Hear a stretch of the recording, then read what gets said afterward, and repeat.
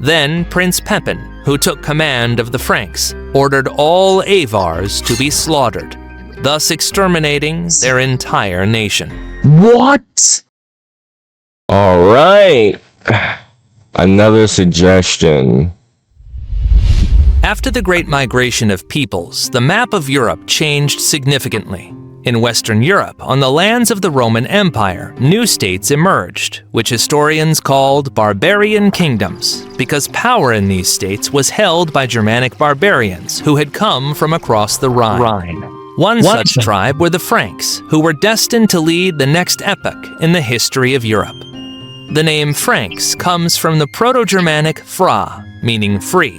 From the very beginning of their existence, the Franks were powerful and numerous, as they represented an alliance of several smaller tribes.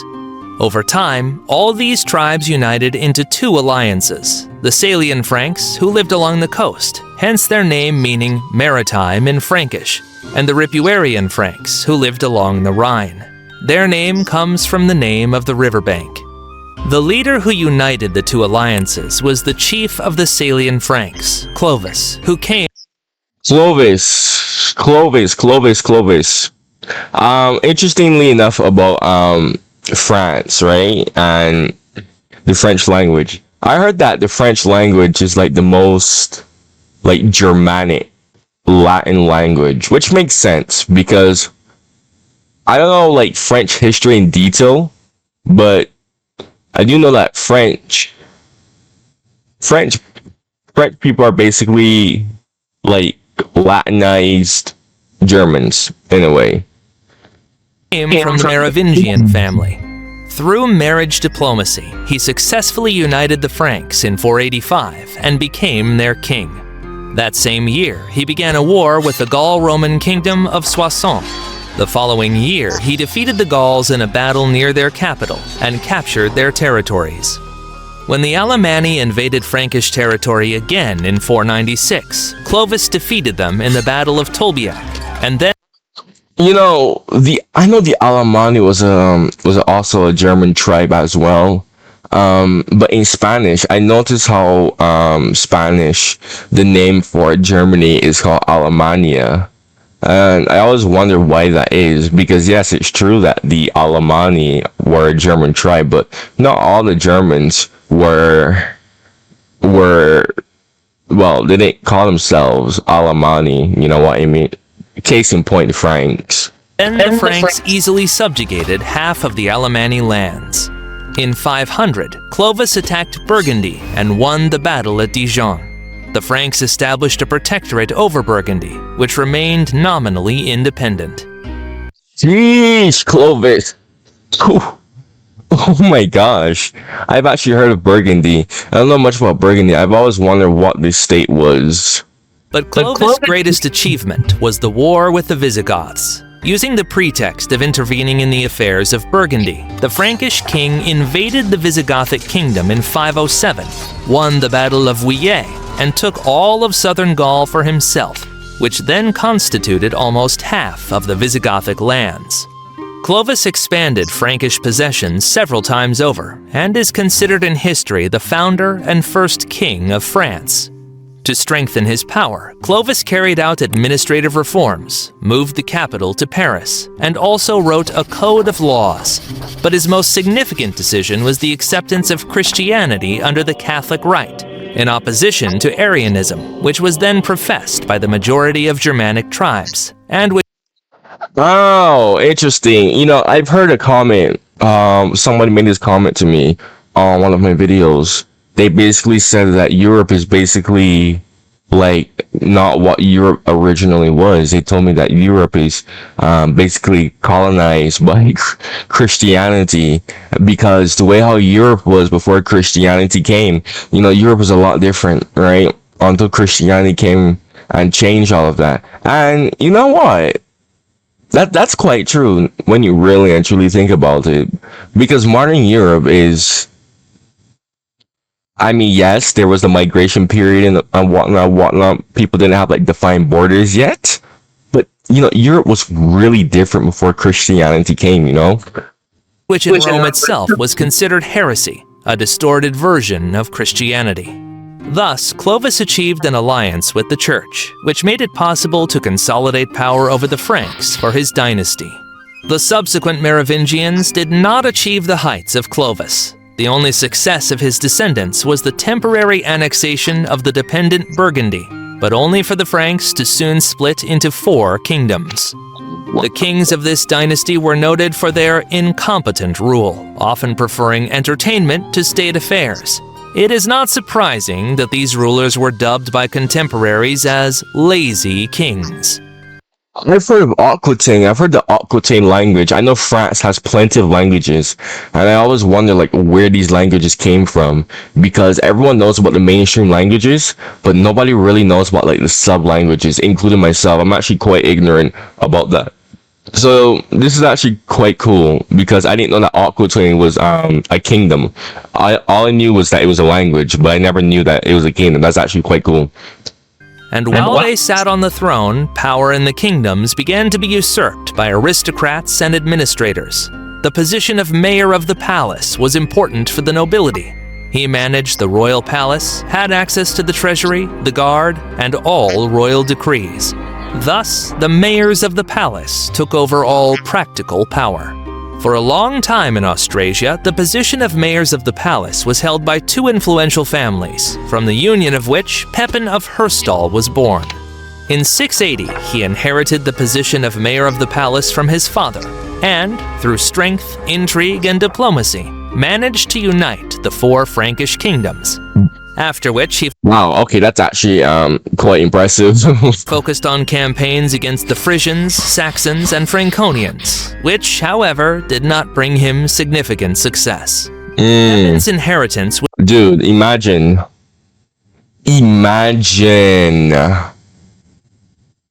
if the Franks had conquered the Saxons, man. No England today? Question mark? Because the Saxons and the Angles were, I think everyone should know that there were also other German tribes that migrated to England, and wow, without them, England would be a lot different. Actually, there would be no England. There would be no England, because England literally just means like Angle. It means Angleland, right? But England is just like a different accent, you know, the way to pronounce it basically. So there would be no England actually if the Franks had conquered the Saxons. Oh wow, and potentially maybe even the Angles and Jutes. Wow. The Frisians too, because the Frisians are like closely related to the English as well. I know language wise, they're like the sister language to English if I'm not mistaken, right? Wow. was received by his illegitimate son, Charles, nicknamed Martel, which means hammer. It took him 4 years to seize power and put the puppet king Chilperic II on the throne. However, even after The use of AI images. I don't know. I mean, I guess AI images are okay.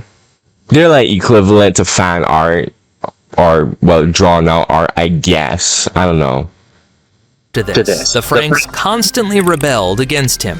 In 719, Charles Martel managed to conquer Frisia, and by 730, he forcefully established a protectorate over Alemannia, Thuringia, and Bavaria. Wait, Bavaria was a kingdom at this time?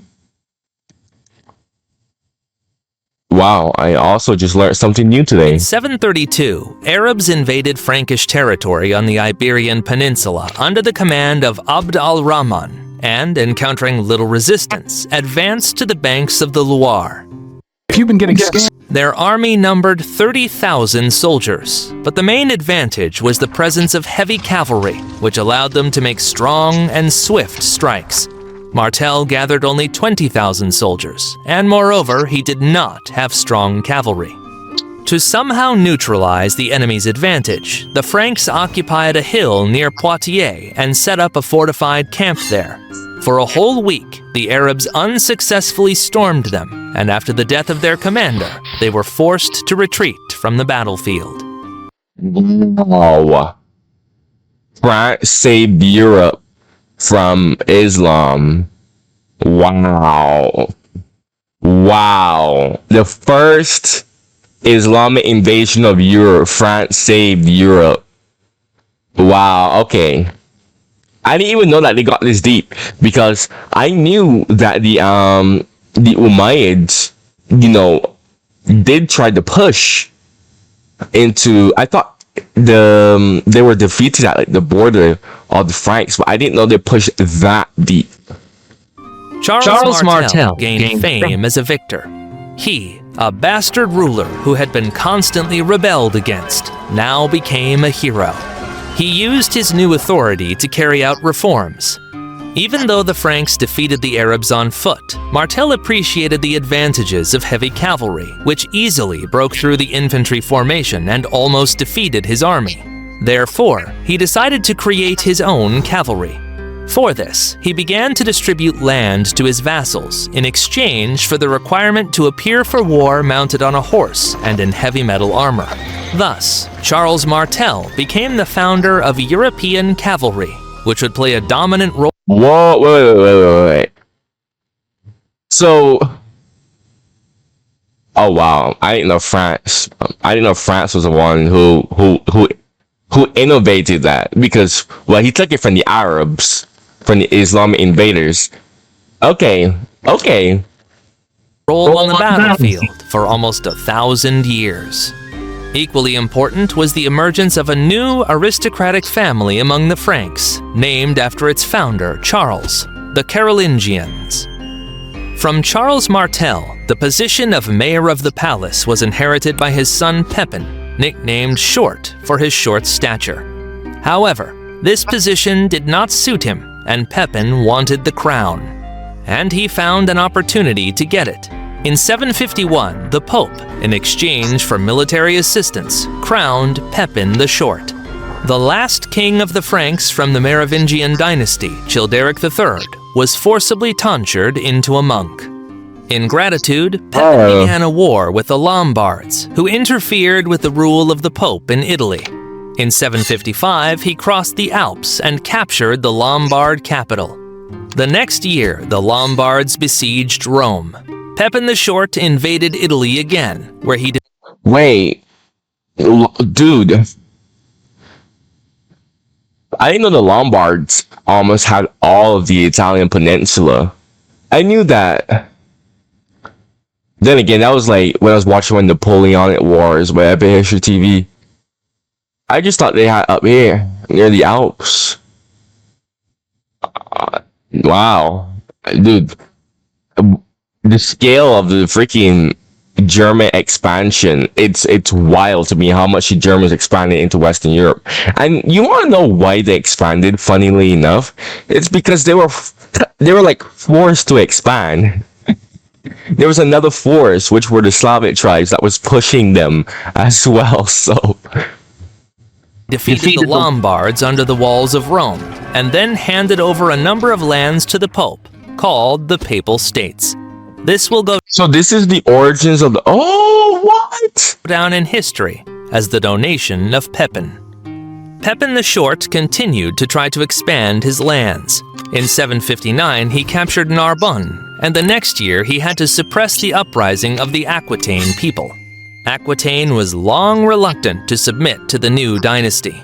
As soon as Pepin left it for the winter, the Aquitaines rebelled again, and he had to come here with an army the following spring. Pepin spent the last 8 years of his reign that way, and he died during another campaign against the rebellious Aquitaine.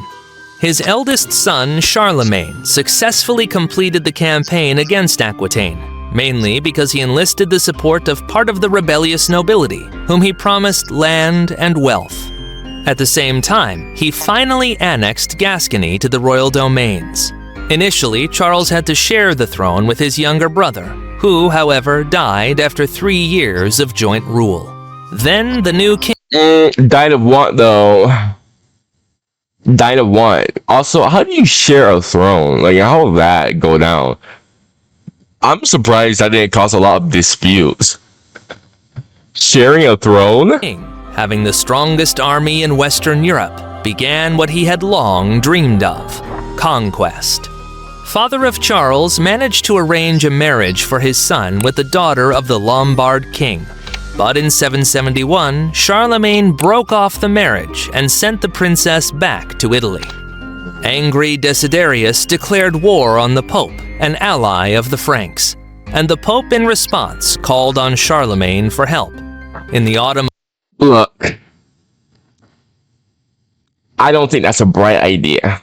I mean, the Franks, and this is something that I realized for a long time, France is like the juggernaut of Europe until Germany united. When you really think about it, like England was kind of like behind for a while until it went all out with colonialism.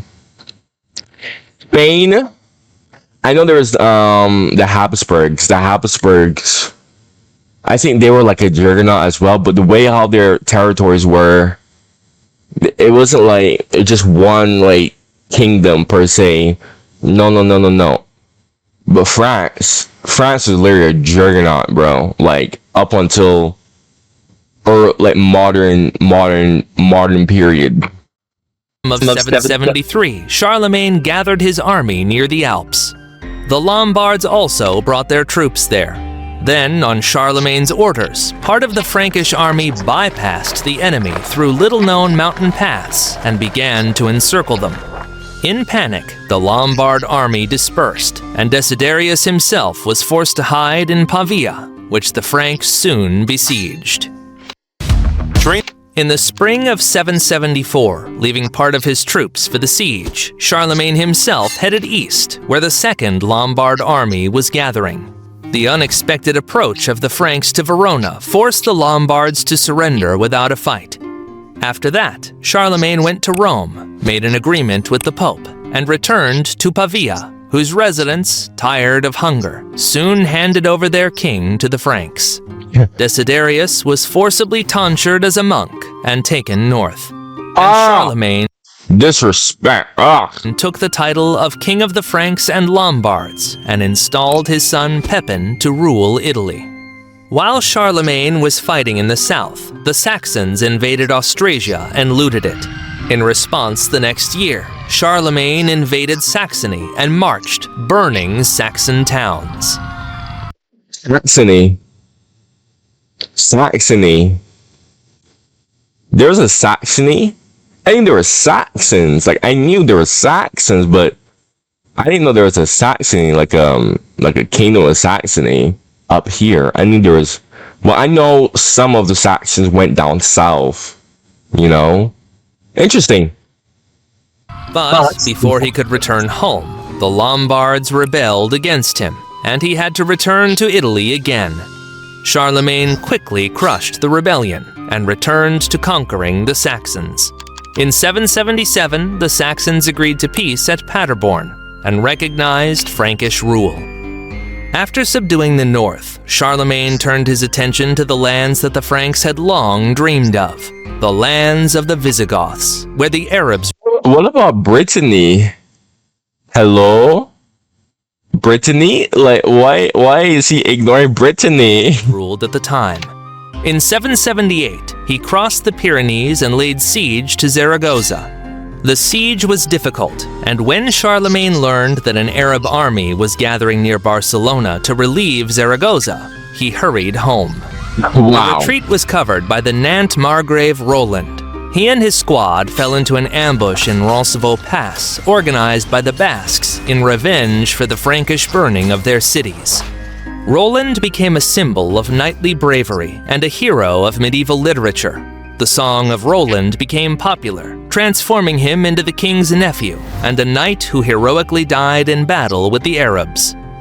The failed campaign against the Arabs was evaluated by one of the Saxon leaders, Widukind, who was then hiding in Denmark.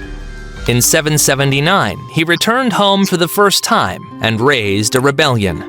Charlemagne invaded Saxony and suppressed this rebellion, reaching the Elbe with his army. This time, he not only defeated the rebel Saxons, but also forcibly baptized them, built churches and forts. The most stubborn Saxons were forcibly resettled in Aquitaine. So they were basically colonized. They were basically colonized. I don't know what else, like what way to put it. They were basically colonized by Christianity, like I said earlier in the video. Oh my gosh, man. Because I know Europe was like full of paganism before Christianity. Wow. Wittekins, however, did not give up and spent 2 years preparing for a new rebellion. This time, he conspired not only with the Saxons, but also incited the Frisians and Lusatian Slavs to rebel. Moreover, Slavs. The Slavs were in this area? The Slavs were in this area? What? I thought this was all Germanic peoples. I didn't know Slavs were in that area. He Okay. received help from the Duke of Bavaria, who had long dreamed of getting rid of Frankish suzerainty. In 782, Wittekind returned home again, and the Saxon uprising flared up with renewed vigor. The rebellious Saxons destroyed the built forts, burned churches, executed priests, and mass refused baptism. They also managed to lure the Frankish troops, sent to suppress the rebellion, into an ambush and defeated them in the Battle of Suntel Mountain. Angry Charlemagne gathered troops in Verdun and brought there 4,500 Saxon hostages. He ordered them all to be executed. This event will go down in history as the Massacre of Verdun. After that, Charlemagne marched with his army But I've reacted to so much brutality that I'm like, meh. through the lands of the Saxons. He barely avoided defeat in the battle near Thietmeli, but defeated Wittekind in the battle on the Haas River. However, he still couldn't either defeat the rebellious army or capture their leader. So Charlemagne founded the city of Frankfurt, where he settled for the next 3 years. Wait, that's how Frankfurt was created? Oh my gosh. That's how Frankfurt was created. I always knew that name was oddly close sounding to France. Like, I always thought, was that a coincidence? But I thought, okay, that's just a coincidence. Bro, okay, wow. I don't know why. I'm actually learning a lot from this video. From there, he constantly raided the Saxons, burning their towns. In addition, he expelled 7,000 inhabitants from Saxony. In 785, Wittekind, not wishing to continue the bloody war, reconciled with Charlemagne and even accepted Christianity, after which he disappeared from the pages of history. Oh, wow. According to one legend, Wittekind killed Charlemagne, never forgiving him for the successful rebellion. According to another legend, Charlemagne made him the Duke of Saxony, from whom the dynasty of the future Ottonians descended. Charlemagne also did not. This is a thing. I had someone explain to me in one of my comments when I told him that I was trying to like get into medieval history, and they're like, that's very hard. Because medieval history, there's a lot of legends and there's just a lot of empty spots in medieval history that we, frankly speaking, just don't know and probably won't ever know, Like, that's so unfortunate, to be honest, because, wow. I just, think about that for a second. Imagine how our worldview would be today if we actually knew those blind spots. I guarantee you that would shape a lot of perspectives a lot differently. Not forget the betrayal of Tassilo III. He also remembered that in his war against the Lombards, the Bavarians supported the latter. Moreover, scouts brought news that Tassilo III conspired for a joint attack on the Franks with the Avars. In 788 AD, Charlemagne concentrated 3 armies on the border with Bavaria. The northern one was under the command of Count Gerald of Franconia, The southern one was led by his son Pepin, and the western one was led by himself. All three armies began to advance simultaneously, and the Bavarians couldn't even decide whom to march against. Tassilo III capitulated without a fight and went into monasticism, and Gerald became the new Duke of Bavaria, now Bavarian. While the Why is he saying Gerald? Is that an H? Why is it pronounced it as Gerald? Franks were conquering Bavaria, the Avars invaded Italy. After plundering the Friuli region, they returned to the Danube. This became the reason for declaring war. Charlemagne invaded the Avar Khaganate, but barely avoided defeat himself and was forced to return home. Oh, dude! Charlemagne! Charlemagne!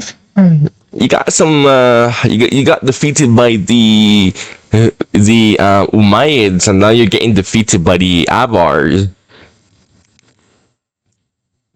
I don't know, Charlemagne. I expected better of you, Charlemagne. Seems like you're... I mean, don't get me wrong. His policies and whatnot are good. But I don't know, Charlemagne. You kind of seem to be a bit... You're very underwhelming for, like, battle worthiness, like, battle skills, you know? Like, I expect more of you, Charlemagne. In 791 AD, the Franks, led by Gerald of Bavaria and Eric of Friuli, made a new, already successful campaign. They captured most of the Avar fortresses and forced the Avars to retreat beyond the Danube. In 796, with the help of the uprising of the Slavic Horatan people against the Avars, Gerald and Eric managed to capture the Avar ruler. In 799 AD, the Franks made another campaign, in which both commanders, Eric of Friuli and Gerald of Bavaria, died. Then Prince Pepin, who took command of the Franks, ordered all Avars to be slaughtered, thus exterminating their entire nation. What? What?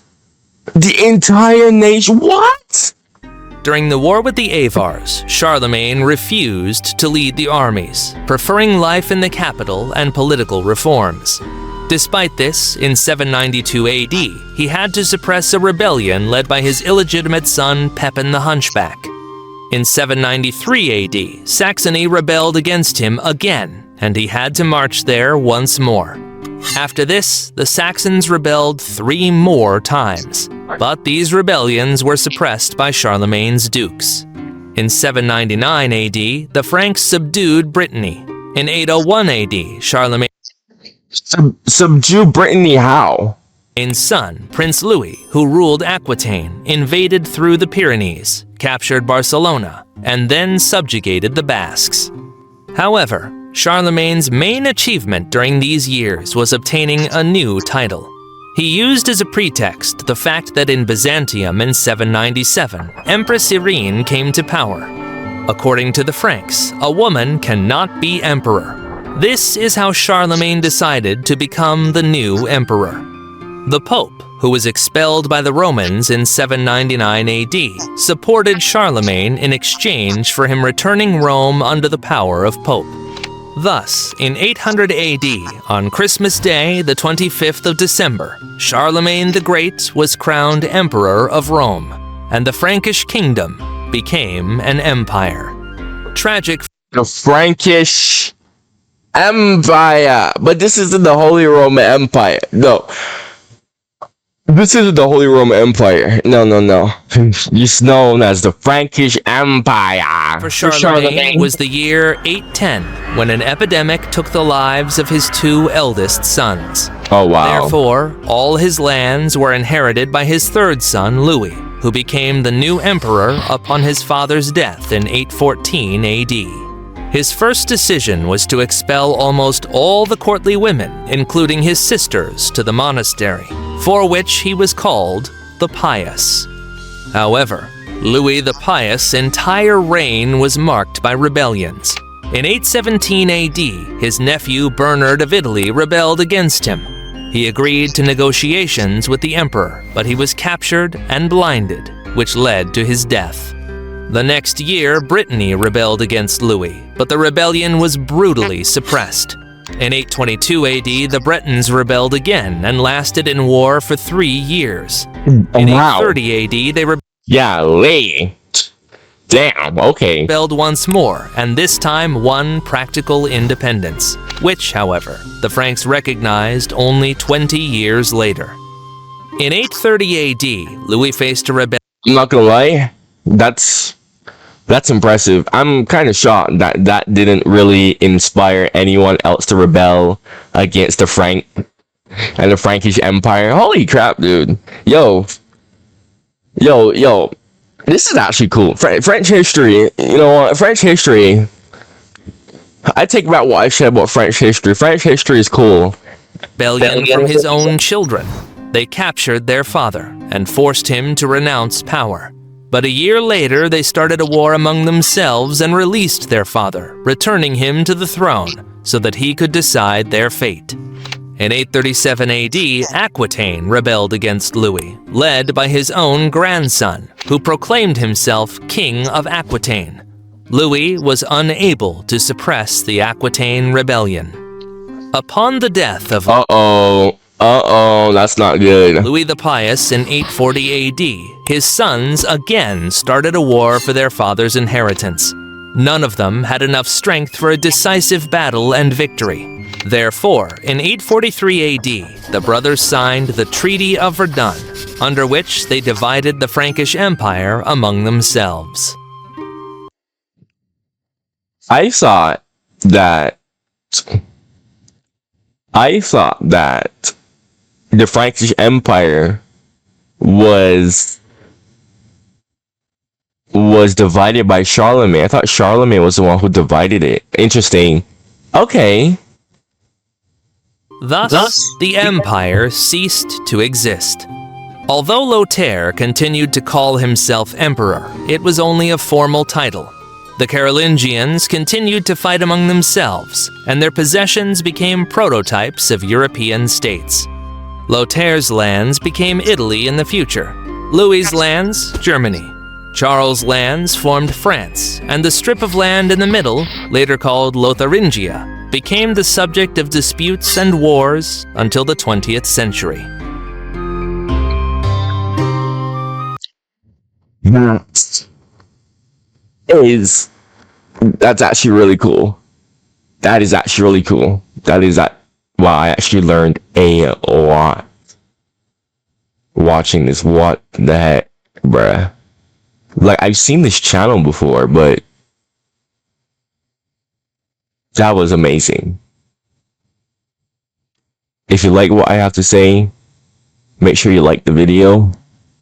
If you like my reactions, make sure you subscribe. If you're new, go check out my other reactions on my channel, man.